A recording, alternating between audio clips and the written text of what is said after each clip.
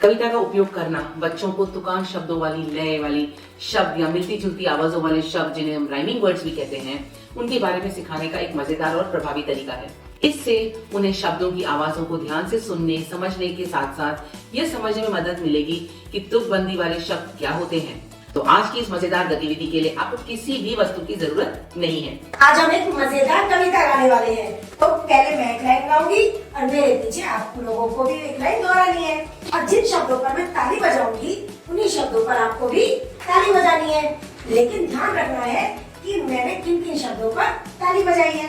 देखो कहाँ से आया बाला, देखो कहाँ से आया बाला, आया पहनकर सुंदर माला, आया पहनकर सुंदर माला, रंग है उसका गहरा काला, रंग है उसका गहरा काला, उसके घर में लगा है ताला, उसके घर में लगा है ताला, कैसे जाएगा वो पाठशाला, कैसे जाएगा वो पाठशाला, यही सोचने लगा प्यारा लाला, यही सोचने लगा प्यारा लाला, तभी उसकी छोटी आई ताला, तभी उसकी छोटी आई ताला, आते ही उन्होंने दरवाजा खोल डाला। आगे उन्होंने दरवाजा खोल डाला।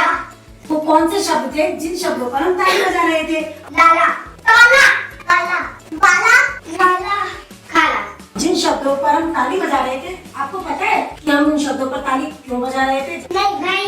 ये शब्द कविता में 2 या 2 से अधिक बार आते हैं, जैसे काला, थाला। इनका आखिरी आवाज क्या है? ला। तो इन शब्दों को हम तुकान शब्द कहते हैं। जैसे इस कविता में तुकान शब्द आए हैं, जैसे बाला, माला, इस तरह से और भी तुकान शब्द आप बता सकते हो। माला, पाला, चांद। खेल को और मजेदार बनाने के लिए आप बच्चों को अलग अलग कविता दोहराते हुए तुकान शब्द पहचानने के लिए भी कह सकते हैं, या फिर कोई एक ऐसा शब्द देकर उन्हें और तुकान शब्द बताने के लिए भी कह सकते हैं, फिर चाहे वो सार्थक शब्द हो या बिना अर्थ के हो। बस ध्यान रहे कि बच्चे मिलती जुलती आवाजें यानी तुकान शब्द बता पाए। अब आपको अब से मिलती जुलते तुकान शब्द बताने हैं। तब हम फिर जल्दी मिलेंगे एक नई वीडियो के साथ।